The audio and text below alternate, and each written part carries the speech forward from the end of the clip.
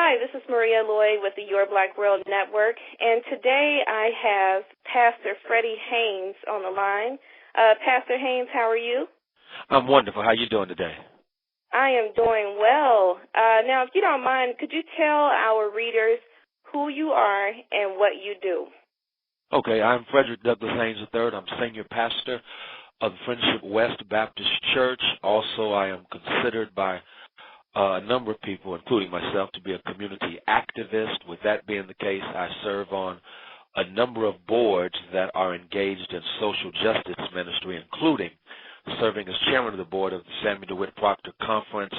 Again, the thrust of our ministry has much to do with justice issues and community liberation and transformation. So, Pastor Haynes, let me ask you a question. A lot of our readers, of course, have been reading and commenting on the catastrophic event that occurred last week. It's almost hard to believe that this has almost happened a week ago. But the situation that occurred in Newtown, Connecticut, of course, we all know the numbers. 20 elementary school students were killed. And I think it was 3 teachers, 1 principal, and then, of course, the shooter, he shot himself and he shot his mother. Yeah. So I want to ask you, because we've been getting a lot of questions about this, as you can imagine. And the thing that we keep hearing consistently from Christians or, even people who profess to not be into religion at all, why would God allow something like this to happen to so many innocent people? So I want to ask you, if you could, just give us, from your perspective as, a senior minister, if you could please share with us why you believe God would allow something like this to happen to those people. And my answer, honestly, is I really don't know. I amplify that by saying that it hurts, it's heartbreaking, it's disturbing, it's confusing because there are no easy answers in all of this. As a matter of fact, I think it's healthy for us to ask questions. Some of us were brought up in situations where you don't question God, even though throughout Scripture, from Job to Jesus, God is being questioned when unspeakable, horrific evil takes place.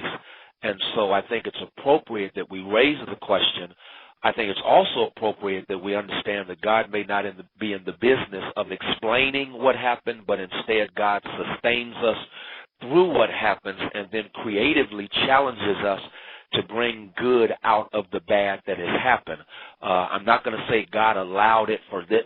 God allowed the evil for good to come out of it, but I do know that God can take what was evil and somehow bring something good, healthy, and wholesome out of it so that we are better off, and the lives that were not lost in vain, but instead they become the seed for the fruit of something that is good, something that is better, and something that perhaps would not have taken place had we not had this kind of, tragic episode to go on. So with that being the case, I am convinced that out of this, we can take another look at the fact that gun violence did not start in Connecticut there at Sandy Elementary School, but it is a part of the culture of this country.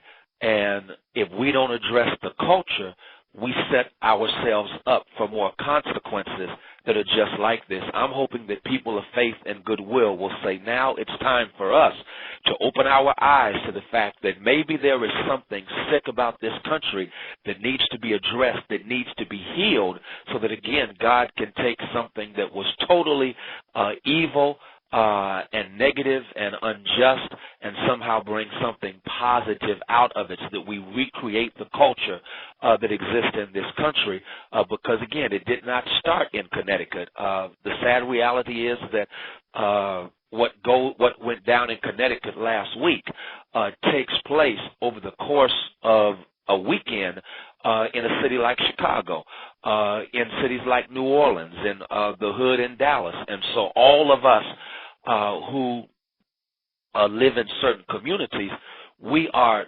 sadly well adjusted. though we should be maladjusted to a culture of death and murder and homicide. And I'm hoping and praying now that this country wakes up to the fact that you have civilized countries from Japan to England, whereby there is not a culture of gun violence because they have addressed the cause of it. And so I'm hoping and praying again that something spiritually healthy and good will come out of it, because God did not cause it. I'm not even going to say God just said go ahead and let it happen, but I will say that God is so good that what started out evil can somehow end up in a good place. Okay, now that's a very interesting perspective, because I know, when you speak of culture in this country, President Obama, when he addressed the residents of Newtown, Connecticut, he specifically said that we need to work as a community to start raising our children. And, even if you are not, as Dr. Watkins oftentimes say, you don't have to have a child to be a parent. So I think that's very interesting that you kind of said, you're saying the same thing. And I do want to ask you just this final question about the tragedy. Do you think, or really about the culture, do you believe that violent video games, violent music, and movies that have violence in them, do you think that these things influence people like Adam Lanza? Well, without question, you have a culture, and as far as I'm concerned, those are a part of the culture. And to me, they are a consequence of the culture. There is a culture in this country that has basically said we solve our problems with violence. And so, unfortunately, the young man who took all those innocent lives, and this is no excuse, please understand I'm saying that clearly, but he grew up at a time where he's known nothing but wars. This country has been engaged in war consistently, basically, since he's been alive.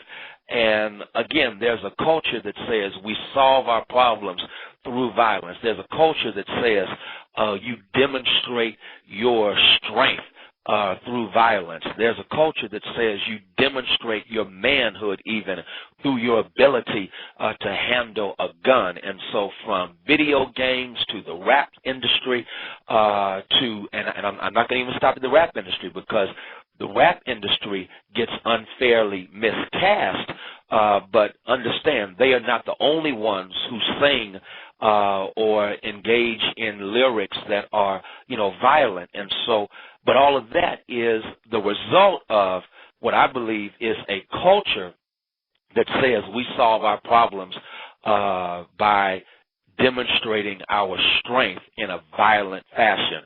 And so he grew up in that kind of culture, and I'm not going to even go there about the power of the NRA, but when you look at all of that, there's something to me that is sick and sinful about a nation that, glorifies strength, equating it with the ability to, hurt, kill, and mess over someone. I saw this video game recently, and I was watching kids play this video game, and I'm just asking myself, what message are the kids receiving as they play this violent video game, killing people for fun?